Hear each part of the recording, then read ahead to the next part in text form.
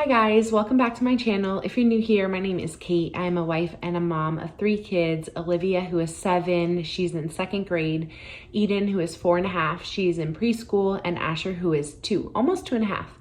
And today I want to give you a mid-year update. We are using the Children's Tradition this year, which this is its first full year being a curriculum. Last year there was a beta version, which I did not get, but I got the full version this past summer and we started it in July. And so we are exactly at the halfway mark through our year. Right now we are halfway through our second out of 3 terms. And so I thought this would be a good time to update you on how things are going and how we are liking the curriculum. I wanted to mention before I jump in that I'd love to answer any questions and do sort of like a Q&A video about the Children's Tradition or just about our homeschool year in general, but I am not using Instagram or Facebook right now. So if you do have any questions you'd like me to answer or any video ideas, please drop them down below in a comment, and that way I can answer any questions that you guys have, because I can't put like a question box up or something like that. I'm gonna break this video down into a few different parts. So I'm gonna first talk about what we're loving about the curriculum. Then I'm going to talk about what we're not loving or not using. And then I'm going to talk about some adjustments that I'm making mid-year. And lastly, I'm just going to give you some final thoughts that are just don't fit neatly into one of those categories. Okay, so first, what are the things that we are loving? So the first thing we are loving is doing poems and fables every morning. In fact, our morning time, we don't really call it a benediction table, but that is what it's called in the curriculum. Our morning time has been a really, really sweet time for us, and it really feels like it fills us up for the day and kind of gets us ready to send us off on our way, whether that be to a play date, or we have co-op once a week, which is basically just like a nature walk on the trail to a park, or whatever we have planned for that morning that comes after morning time. I feel like morning time is a really great time where it really does fill us for the day. And a big part of that is reading wonderful poems and fables every single day. My kids really enjoy them, and so do I. Part of that morning time is also reading straight from the Bible. We're doing a lot of narrative reading from the Bible, narrative stories. So we're reading Esther, we're reading Ruth, we're reading 1st and 2nd Samuel, 1st and 2nd Kings, 1st and 2nd Chronicles. We're reading the Gospels, and Olivia is really enjoying it, and so am I. I'm so glad that we're getting so much scripture in every day. I'm really enjoying the novels that we have been reading, and I know that for the most part Olivia is too. So we actually did a little bit of a hybrid with our novels this year, because we never did the Children's Tradition for year 1 since we didn't have it last year. And I looked at the year 1 list of novels and I really didn't want Olivia to miss them. So we did some of those first. So Winnie the Pooh, The House at Pooh Corner, Dr. Dolittle, and then we moved over to the 2nd grade novels. And I will say that for the most part, she has liked them. She wasn't a huge fan of Jackanapes. I loved it. And she's like so about the Jungle Book right now. But after Jungle Book, we're gonna do Alice in Wonderland and Through the Looking Glass. So I'm really excited for her to get to those. We've also just been doing some really wonderful bedtime read alouds that have been novels suggested from the curriculum, like The Princess and the Goblin, or maybe it's Goblins, and The Princess and Curdie. And we just took a break from the regular books, and we're starting A Christmas Carol, and we're going to do some Christmas reads for the next month or so. But we're really loving all of the novels that are suggested in this curriculum. I have also been really impressed with the historical fiction books that we are reading. So 50 Famous Stories Retold. The Dallaire book on Abraham Lincoln was so good. It was one of the first Dallaire books I've ever read through. I know that there are a lot of them, and I'm really looking forward to getting to the next ones. It was just such a humanizing story, and it was so captivating. And I just really love that, which I'll get to in another point in just a minute as well. But those books have been really, really good. The historical fiction books have been super like living and humanizing, and they've just been wonderful. I really like that there are no formal subjects. And so we're not just doing history, science, math. reading, writing, but we're really just reading a bunch of good books, it feels like, and moving our bodies, getting outside, appreciating art and music. I just really love how the curriculum feels like a lifestyle and less like a school day. I think that's the biggest reason why we're gonna do this curriculum for years to come. At least that's my plan right now, is because it really fits into our daily lives and it doesn't feel like this tedious, okay, it's school time now and we just have to like bear our way through it, but it's really integrated into our life, and we're seeing so much truth and goodness and beauty in the things that we're doing, but it feels like it's filling us up and not like we're pulling teeth to get it done. Along with that, I really like how relaxed the ELA or language arts part of the curriculum is. And maybe at some point I'll feel like Olivia is falling behind, but right now I feel like she's an excellent reader, and we're not doing any sort of worksheets. We're not doing any sort of rules, grammar rules, anything like that. She's just reading good books to me and engaging with language because she's hearing me read books. She likes to make signs when she's playing pretend or write pretend letters if she's playing king and queen. I mean, there's so many ways that she's just interacting with language in a really organic and natural way. Or she wants to write a letter to her pen pal, and so she's asking me how to spell certain things. But we're not sitting down and like drilling reading to her, and I personally love that so much. I love this approach, and it's really working for our family, and it seems to really be working for Olivia right now.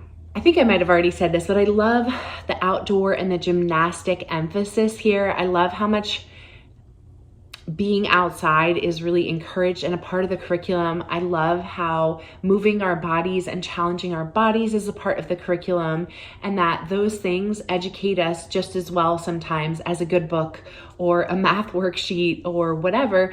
Those parts of our day are really important, and I like that the curriculum emphasizes that as well. And this, I think, is the big overarching point of kind of everything that I've said. It feels like maybe the blanket or the like covering that wraps it all up and like ties it together in a nice neat bow, and that is the poetic mode, poetic knowledge over analytical knowledge, and that is huge. It encompasses everything, and just this fact that we are not trying to analyze books, we're not trying to tear stories apart, we're not trying to memorize facts, we're not trying to just analyze anything or get to this like scientific knowledge of something or be able to recite a bunch of facts about something. We're really enjoying it in a poetic way. We are letting it wash over us. We are experiencing it. We are knowing it and loving it and knowing it as a whole thing. And so instead of, learning a bunch of facts about Abraham Lincoln, we came to love him as a person through stories, through these really enjoyable stories.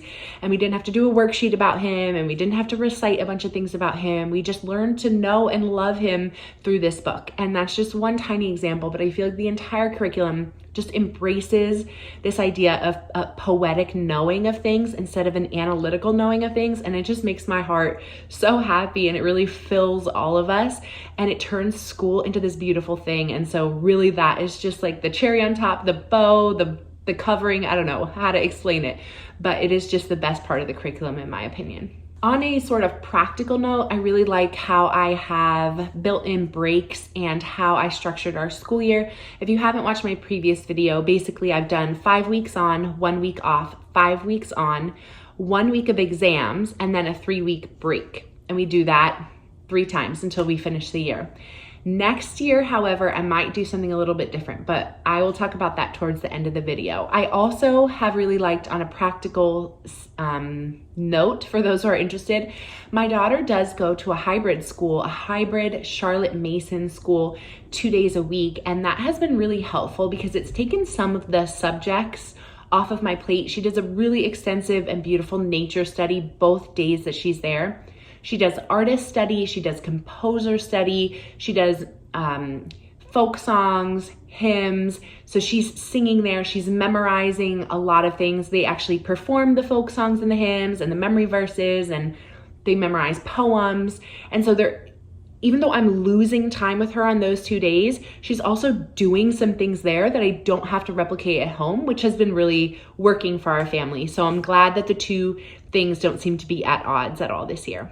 Okay, so what am I not liking or just flat out not doing? And I've mentioned this before, but the first thing is Latin. I would love to do Latin, but the program that they recommend is too expensive for our family right now. Maybe next year we'll get it, but it's like a very comprehensive program and we're just not able to do that right now. The next thing that I'm doing but not loving is called The Parent's Assistant. It is a book filled with moral tales, and while I will say the tales themselves are really good, if we could fully appreciate them, they're hard to read because of the way that they're written, sometimes just the dialogue, the vocabulary, and especially the setting is difficult for me and especially for Olivia to understand. So I'm finding that I need to help her stop and give her some clues about what is happening. And honestly, I don't think I'm probably supposed to do this, but as I'm reading it, sometimes I just replace certain words that I know are just like, it's just too much for her.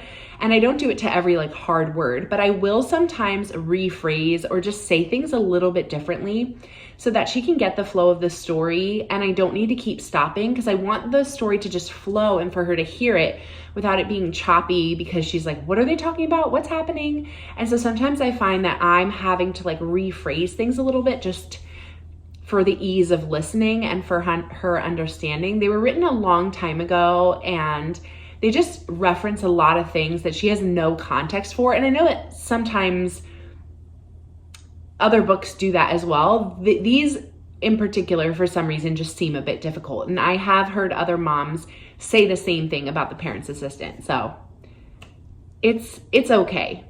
It's just not my favorite. Next is Myths and Legends. I've mentioned this before, but I'm not really doing them right now. I do have American Tall Tales, and we've done a lot of different tall tale books, so that would be considered like legend. I haven't jumped into Greek myths yet. I do really want to get a copy of the Wonder Book for boys and girls. I've been looking for it. Every time I go to the thrift store, I look for it, and I just haven't found it, and I haven't pulled the trigger on buying it yet. Our library system doesn't have it, which is kind of crazy. So at some point I will start that. I'm also not concerned if my 7-year-old doesn't get the Greek myths right away. I think we have time for her to get there, maybe next year, maybe like 2 more years. We'll see. Yeah, I'm not totally sold on that yet. And I feel like we have a lot of richness without it. I do like the legends though, and I would like to get the Wonder Book. So we'll see what happens if I'm able to thrift it or where I go from here, but I'll keep you updated. Next, and these next 2 are sad because they're totally on me of things I'm not doing. And number 1 is stargazing. I would love to do stargazing and we just haven't prioritized it. I think because it comes at the end of the day where school kind of feels like it's over. I'm not ever really thinking about school after dinner. It's kind of like, how are we gonna get to bedtime? And bedtime naturally lends itself to reading a book because that's just our habit. But stargazing just isn't something that crosses my mind. So I really need to make that a priority if that's something that I want our family to do. And I probably, now that it's almost winter, need to figure out blankets or just like, what is this setup gonna look like outside? And I haven't put in that work yet. So I want to do that, but I haven't done it yet. And the second thing is drawing. I find it hard to teach Olivia drawing, and I've tried several things, and she really struggles with perfectionism when it comes to any sort of like drawing lesson. And she struggles if it doesn't look just right or the way that she wants or the way that the instructor is trying to explain it or the way that the book looks. And so she absolutely loves drawing on her own. And so I've just kind of naturally let her draw and encouraged her when she does draw. But I found actually drawing instruction has been difficult. I would love to hear down below if you have a drawing instruction either course or book or something that you really, really love and that your child does well with, or just how to encourage a child who's a bit of a perfectionist when it comes to drawing. Okay, so what mid-year adjustments am I going to make? The first is dictation. I definitely want to do a bit more of this with Olivia. I haven't incorporated it yet, and I did do it last year. Her hybrid school teacher will send her home with spelling words and phrases and even sometimes short sentences that she should be practicing writing. And I did it last year. I haven't done it this year, but I really want to start dictating those to her and having her write those down. So that's one adjustment I'm going to make. The second adjustment is semi-related, and that is copy work. I've been giving her copy work that is a like italics and cursive curriculum so that she can learn how to write in cursive, and she's doing a wonderful job. A lot of the copy work though has only been like one word, or practicing like the connecting of like an S and an A over and over again, for instance. So it's like really short snippets, and I want her to start copying more phrases and sentences. So I'm gonna kind of level her up for her copy work for the second half of the year. Another adjustment that's more of a mental adjustment for me is really trying to emphasize enjoying the books instead of like over and above finishing the books. And this is tough because the curriculum is so beautiful, and I'm so bought into the philosophy that I don't want her to miss out on anything, and I don't want us to miss out on anything as a family. And so sometimes, especially with the novels, because I'm behind since I did the year 1 novels with her to start this year and then transition to year 2, I feel like we're behind, we're not gonna finish all the novels. And I really just need to take a deep breath and realize she can read some of these on her own. I didn't read Jungle Book and Alice in Wonderland and Through the Looking Glass and all these other books when I was in 2nd grade, and it's okay to get into these things as a grown-up or even just a few years from now. And books can always fit in. Like, we can do an audiobook in the car during the summer. There's lots of ways for us to fit in these readings. So instead of trying to make sure we finish on time and getting stressed about that, I really want to focus on just enjoying the stories without the pressure of needing to finish the curriculum. Along with that, I think what I'm gonna try to do, and I already sort of started a spreadsheet for myself to do this, is to think about when we're gonna read certain books, given the fact that Eden will one day be in 2nd grade and Asher will one day be in 2nd grade, and she's hearing all of the books right now. So if I don't get through, let's say I get through, I don't know, let's say that there's 6 books and I get through 4 of them as far as novels go, I can save those other 2 for when Eden is in 2nd grade, and thinking of it more as like a cycle or a loop, and just remembering and noting down that the books I don't get through this time around of 2nd grade, we can do the next time I have a 2nd grader, and everyone will likely listen to it, or at least listen to some of them. I know that as Olivia gets older, she'll probably do more audiobooks on her own or more reading on her own, but I think she can still listen in if we choose to do like a family read aloud or something like that. So I'm just keeping that in the back of my mind. This isn't the last time we're gonna go through the 2nd grade curriculum, and I think that that's helpful when I'm thinking about finishing all of it. And lastly, I think for the second half of the year, I do want to be even more strategic with audiobooks for Olivia, and using the Yodo player and using my Spotify account that has audiobooks on it to get her even more beautiful literature, and not feeling like I need to read every single thing for her, every single thing to her, and that she can still get books through the audiobooks, because oftentimes she really likes how they're able to make different voices, and they're just more dramatic readers than I can be oftentimes. And so she really does enjoy audiobooks. So I want to be more strategic with them in the second half of the year. All right, so final thoughts. I referenced this a little bit earlier, but I really want to plan my year a little bit differently next year. I do like all the breaks that we've gotten, but I think I want to make one like bigger break around Christmas time, even taking off between Thanksgiving and Christmas and just doing like a Christmas Advent related study. So we'll still be doing school during that time, but we'll just be doing like Christmas reads, Christmas activities, Thanksgiving reads, Thanksgiving activities. And I feel like that would be really beautiful to set that time of the year apart as special. Not that we're going to do no school, but school will just look a little bit different for that month. And so I'm planning that for the future. Secondly, this is really interesting, and I'd love to hear your comments down below. I had no idea when I was like first drawn to this curriculum that so many of the other moms who are drawn to this curriculum and so many of the inspirations for this curriculum were both Catholic and Orthodox moms or dads or families. And it's been really interesting and eye-opening for me because we are not Catholic or Orthodox. We are Protestant. In fact, we are non-denominational, like as low church as you can get. Basically, we go to a house church. My husband is an elder at a house church. And so it's really been fascinating for me to read and learn more about Catholicism, tradition, Orthodox Christianity, and to really just have a more open mind. I feel like I've had some like preconceived notions about denominations other than my own for quite a while, and a lot of those things are just falling down. And so I'm not sure exactly like my final thoughts on it, but my husband and I have discussions quite often on different Christian traditions and what we want to incorporate into our home. And it's just been really interesting to see the fact that like what we do at church, which I love our church, and I love how we worship the Lord with the body of believers that we are with, is just so different than this curriculum that I also really, really resonate with and love and believe in wholeheartedly. And so